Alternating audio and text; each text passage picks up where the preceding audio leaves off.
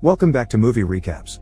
Today I will show you a fantasy, romance film from 2021, titled The Map of Tiny Perfect Things. Spoilers ahead. Watch out and take care. It's a normal morning for everyone in town, but not for high school student and artist Mark, who is stuck in a time loop.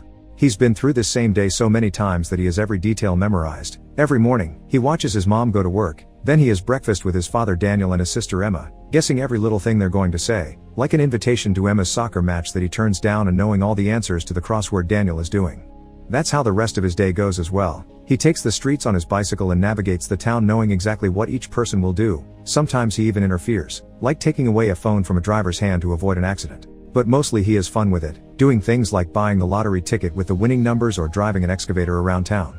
Mark doesn't go to class anymore, but every day he makes sure to stop by a particular corner to give directions to a girl called Phoebe, who he has a crush on, yet he still hasn't managed to find a way to keep a proper conversation going with her. In the afternoon, he goes to the local pool to prevent a ball from hitting Phoebe on the head or rescuing her before she falls, and sometimes he manages to walk her home after that, but she never accepts his invitation to hang out later. When he's feeling frustrated with this situation, Mark visits his friend Henry, who is having difficulties finishing a video game level.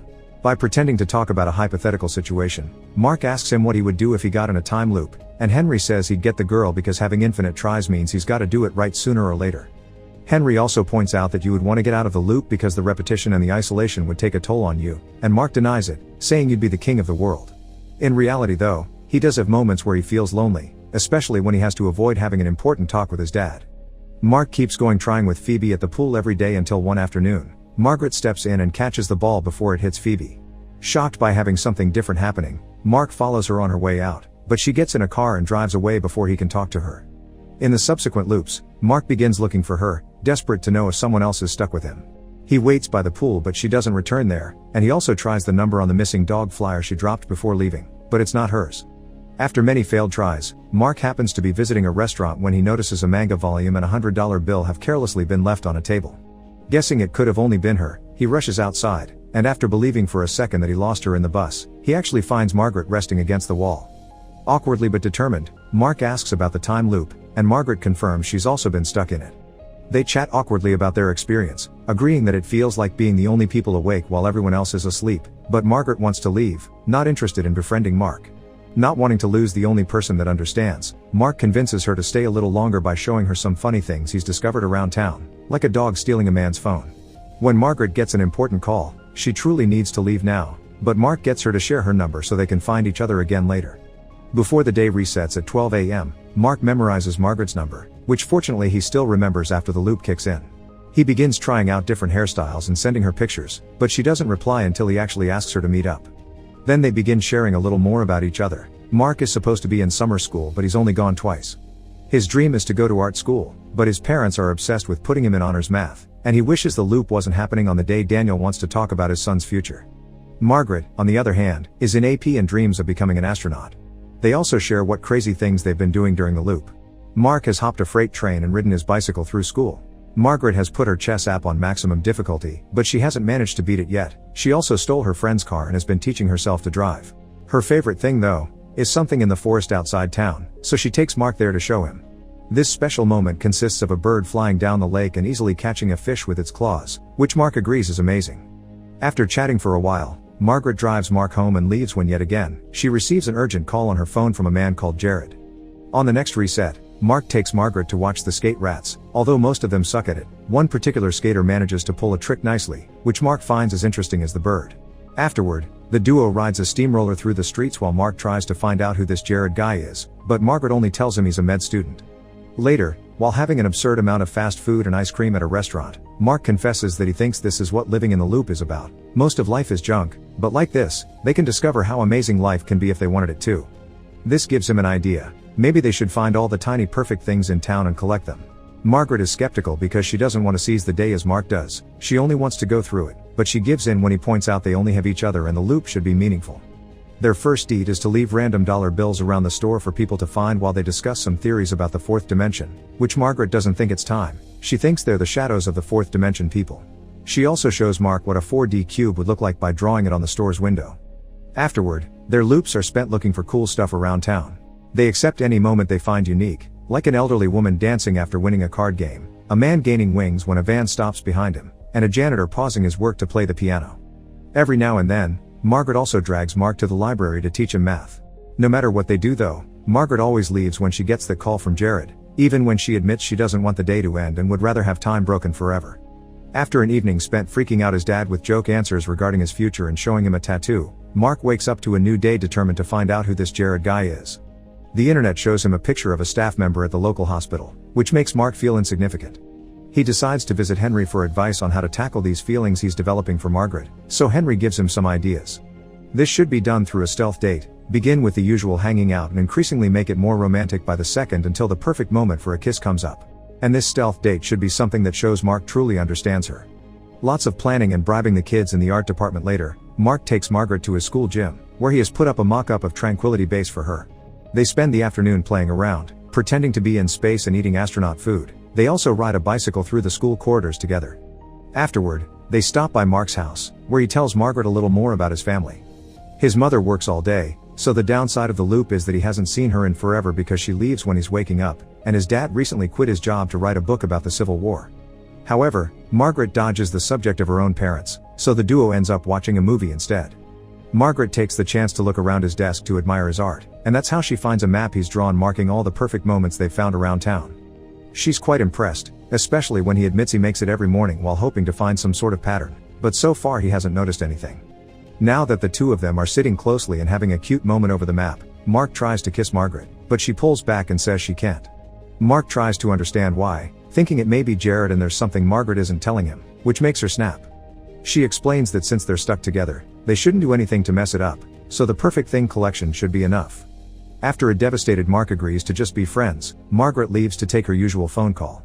The following reset, Mark is in a bad mood, so he doesn't do his usual predictions through breakfast. He does however ask his dad how his mom is doing, getting fine as an answer.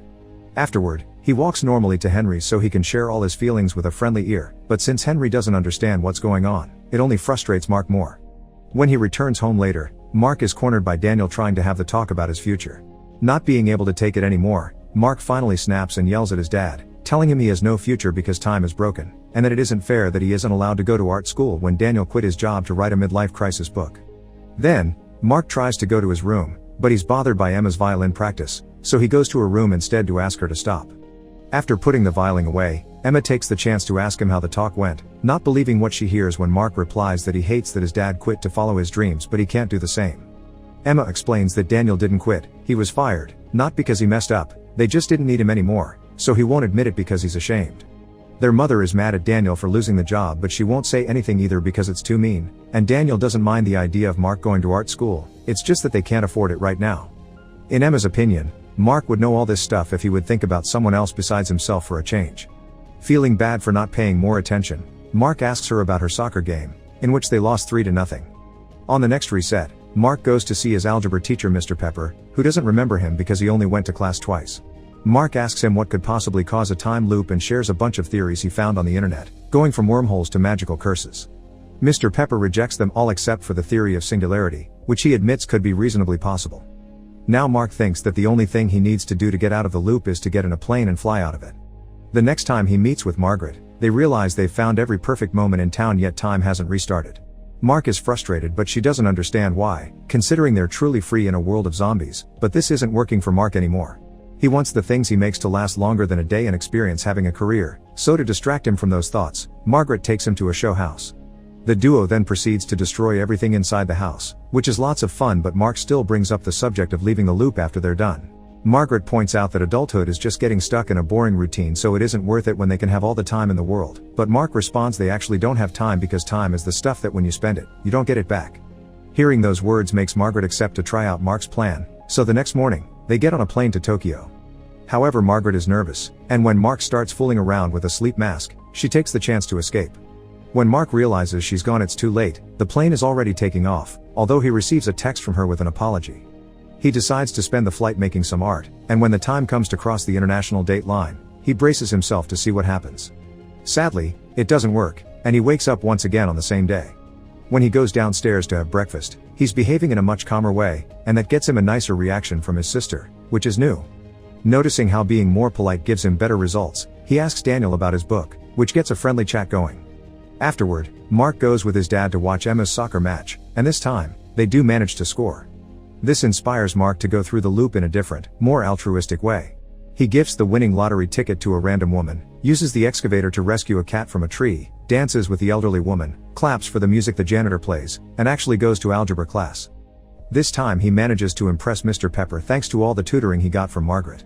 He also spends better time with Henry and Emma, and even joins the skaters to try to pull off a stair trick, but he ends up falling and breaking his wrist. While in the hospital, after getting his wrist cast, Mark is surprised by seeing Margaret around.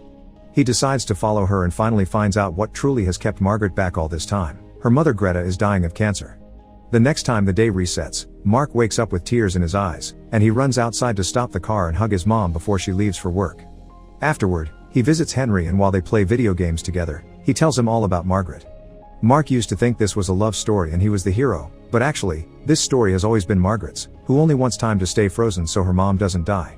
Speaking of Margaret, she's visiting Greta right now. She admits she keeps thinking about a boy and that she messed that up, so Greta reminds her that it's never too late to make things right. Later, she's losing at chess again while sitting on the spot that gives her the angel wings from the perfect moment, and that's when she sees it, the missing dog just walking around the neighborhood. Margaret rescues him but doesn't take him to his owner because he'll be lost again the next day. She realizes Mark was right, everything they fix gets broken again. Instead, she decides to visit Henry and teach him how to beat the video game.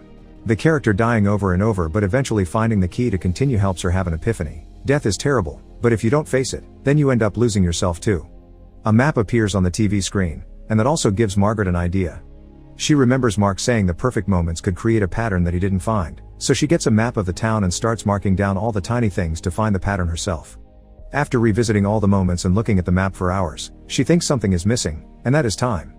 Using string, she creates a three-dimensional model of the times and places of the perfect moments, the shadow of which forms a 4D cube. It's missing a vertex though, so she makes some calculations and finds out the final moment will be at 7 p.m. at the pool. During the next loop, Margaret visits Greta to express her fears of losing her, but Greta promises her she'll be fine and that she can do this if she allows herself to enjoy all of life's perfect moments. Afterward, Margaret goes to the pool a few minutes before 7 and finds Mark there. She tells him about the pattern, but Mark confesses he knows about Greta so he doesn't want to leave the loop anymore because he can't do that to her. Moved by his words, Margaret shares a little secret. The night before the loop began, she was told Greta didn't have much time left, so she just wished for time to stop. Apparently, something or someone out there listened to her and granted her the wish. Then Mark showed up, and she didn't understand why, but now she knows. This way when it's time to go she doesn't have to go alone. Margaret admits she was wrong and they were the ones sleeping while everyone else lived, so it's time to wake up. After declaring this as the last perfect moment, Margaret kisses Mark. Afterward, Margaret goes to the hospital to say her final goodbye to Greta. She leaves the building holding hands with Mark, and together they wait for the clock to hit 12 a.m. when it suddenly starts raining. They confirm they've finally gotten out of the loop. The next morning, they find the missing dog and return him to his owner together.